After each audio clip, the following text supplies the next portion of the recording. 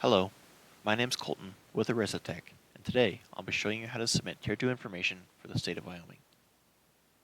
To start, make sure you have the .t2s file that you exported from the 2021 Tier2Submit program. If you don't have this, visit the first video in this series for help on creating it.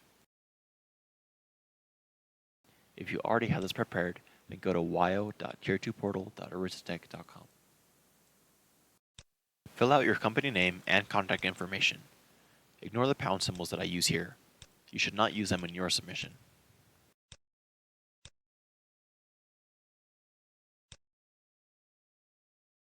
Click Next, then select Browse and find and select the .t2s file from earlier. Once loaded, review the company and chemical information for your facility. Then click the checkbox, fill in your initials, and click Proceed.